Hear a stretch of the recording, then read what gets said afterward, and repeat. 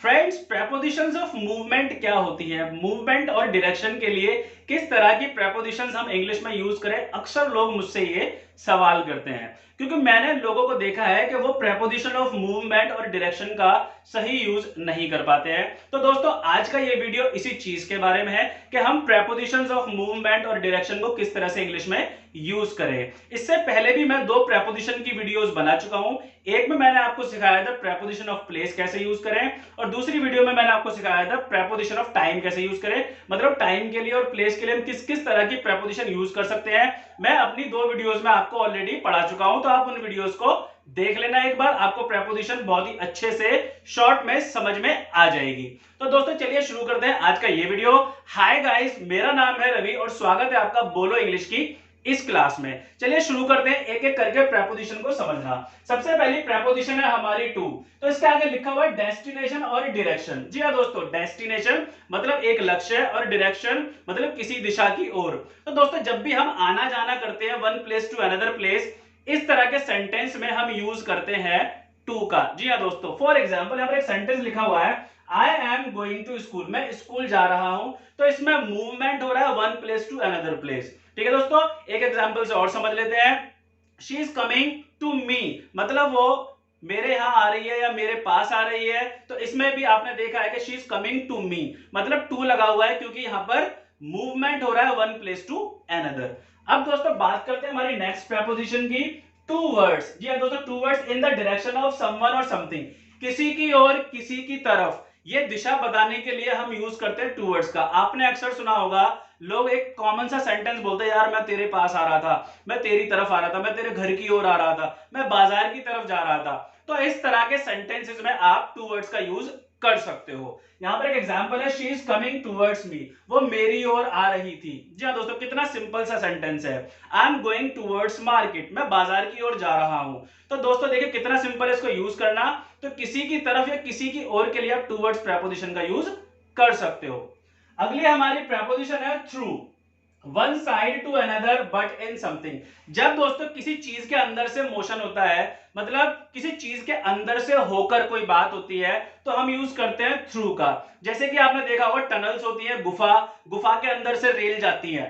ठीक है दोस्तों, तो एक साइड से एंटर करती है और अदर साइड से वो निकल जाती है। तो इसी तरह के सेंटेंसेस में हम यूज करते हैं थ्रू। फॉर एग्जाम्पल अगर हम बात करें चैट की, तो वी चैट थ्रू नेट। जी हाँ दोस्तों, हम नेट के थ्रू चैट करते हैं। ठीक है, क्योंकि जो हमारे मैसेजेस होते हैं वो नेट के अंदर से होकर दूसरी तरफ पहुंच जाते हैं। अब यहां पर एक एग्जांपल लिखा हुआ है, metro rail moves through the tunnel. जी हाँ दोस्तों, मेट्रो रेल जो है वो मूव्स थ्रू द टनल मतलब गुफा से होकर जाती है।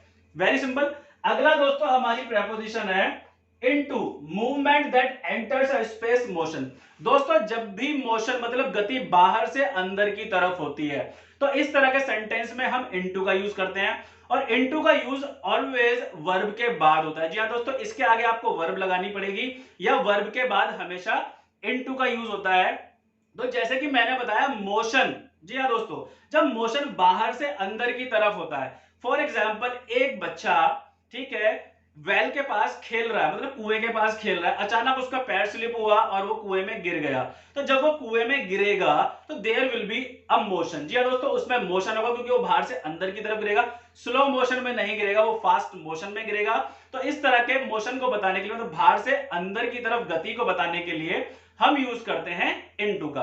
अब यहां पर एक एग्जांपल लिखा हुआ है, the boy jumped into the river. जी हाँ दोस्तों, the boy jumped into the river. अब जैसे कि आप देख रहे हो, इनटू जो है वर्ब के द्वारा फॉलो किया जा रहा है। जी हाँ दोस्तों, it is always followed by a verb. ठीक है, वर्ब के बाद हम इनटू प्रेपोजिशन का यूज करेंगे और ये बहुत ही सिंपल सा यूज है। तो जैसे कि आप देख रहे हो, the boy jumped into the river, तो मतलब बच्चा जो है वो नदी में कूदा। तो जब वो जंप किया होगा उस बच्चे ने, तो डेफिनेटली वहां पर मोशन होगा। ठीक है दोस्तों, अगला हमारा प्रेपोजिशन ऑफ मूवमेंट का वर्ड है over, movement at higher level distance.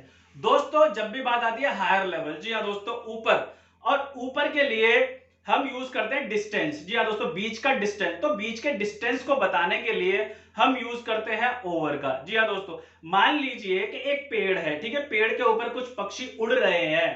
तो ट्री के मतलब पेड़ के और उन पक्षियों के बीच में होगा डिस्टेंस। तो उसी डिस्टेंस को कवर करने के लिए या बताने के लिए हम ओवर प्रेपोजिशन का यूज करते हैं। आपने अक्सर सुना होगा फुट ओवर ब्रिज। जी हाँ दोस्तों, फुट ओवर ब्रिज।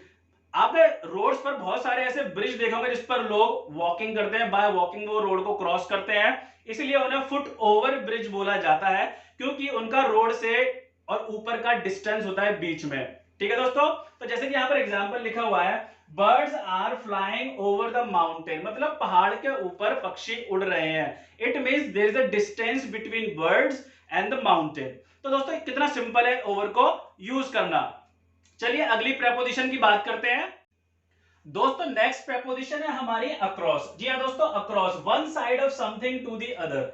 जी हाँ दोस्तों, अक्रॉस का मीनिंग क्या होता है? उस पार। जी हाँ दोस्तों, और इसका यूज करना बहुत ही आसान होता है। सिटी, रोड्स, रिवर्स, इन सभी चीजों के उस पार के लिए, मतलब सिटी कोई शहर हो या कोई रोड हो या कोई रिवर हो, इसके उस पार के लिए हम यूज करते हैं अक्रॉस का, जो कि बहुत ही सिंपल सा यूज है। यहां पर एक सेंटेंस भी लिखा हुआ है, the doctors clinic is across the road, मतलब डॉक्टर का जो क्लिनिक है वो रोड के उस पार है।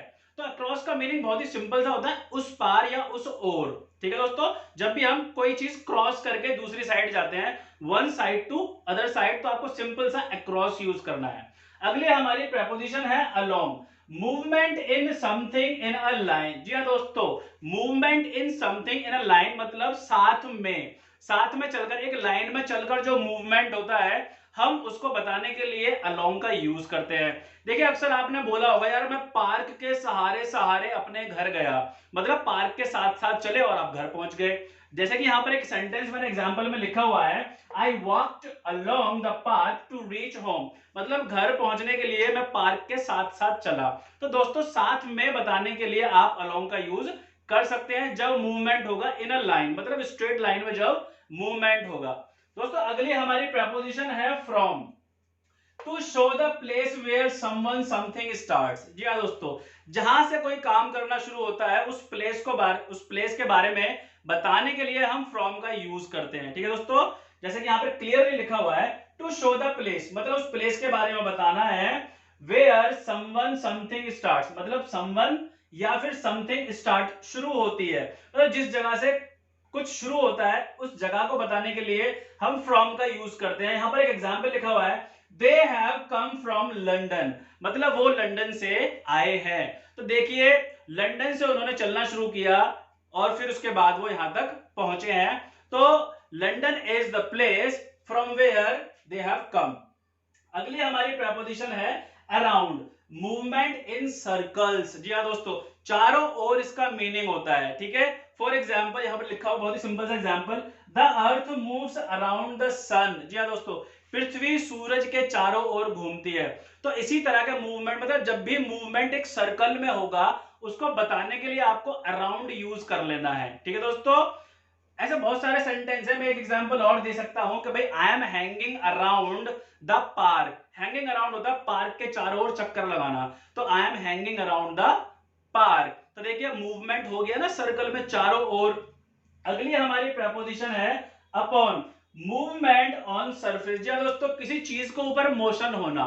फॉर एग्जाम्पल आपने मूवीज में देखा होगा कि जो हीरोज होते हैं हमारे, one roof to another roof jump करते हैं, एक छत से दूसरी छत पे जंप करते हैं। तो मोशन ऑन दी सरफेस, जब भी किसी चीज के ऊपर मोशन होता है, किसी चीज के ऊपर गति होती है, आई एम डैम श्योर कि आपने कभी ना कोई ड्रेन मतलब नाला जंप करके जरूर पार किया होगा। ठीक है दोस्तों, तो इसी मोशन को बताने के लिए, जब सरफेस पे मोशन होता है, किसी चीज के ऊपर मोशन होता है, आपको अपॉन यूज करना है। यहां पे एग्जांपल भी लिखा हुआ है, the dog jumped upon the thief, मतलब चोर जो है वो थीफ के ऊपर झपटा या कूदा, तो मोशन हुआ किसके ऊपर? थीफ के ऊपर। तो दोस्तों इसी मोशन को बताने के लिए, सरफेस के मोशन को बताने के लिए हम अपॉन का यूज करते हैं। तो दोस्तों ये थी आज की हमारी prepositions of movement and direction की क्लास। इसके अलावा भी कुछ प्रेपोजिशंस ऐसी होती है जो कि बहुत ही बेसिक सी प्रेपोजिशन होती है, वो ऑलरेडी सभी को पता होती है। ठीक है दोस्तों, तो मैंने उनके बारे में इस वीडियो में नहीं बताया। फॉर एग्जांपल जैसे अप, ऊपर, डाउन, नीचे, बिटवीन दो के बीच में, अमंग दो से ज्यादा के बीच में, ऑफ पोजीशन बताने के लिए, O double F off disconnection के लिए। तो ऐसी कॉमन सी बहुत सारी प्रेपोजिशन होती है जो आपको ऑलरेडी पता है, ठीक है। तो मैं आपका ज्यादा टाइम वेस्ट नहीं करना चाहता था, इसलिए मैंने जो मेन प्रेपोजिशंस में लोगों को कंफ्यूजन होती है उन्हीं प्रेपोजिशंस को लेकर अपने प्रेपोजिशंस के वीडियो बनाए हैं। तो दोस्तों आज की वीडियो को मिलाकर प्रेपोजिशन की 3 वीडियो हो चुकी है, preposition of time, preposition of place और preposition of movement and direction. तो दोस्तों ये थी आज की क्लास। अगर वीडियो अच्छा लगा हो तो इसको लाइक करना, इसको शेयर करना, अपने फ्रेंड्स के साथ, फैमिली मेंबर्स के साथ इस पर कमेंट करना।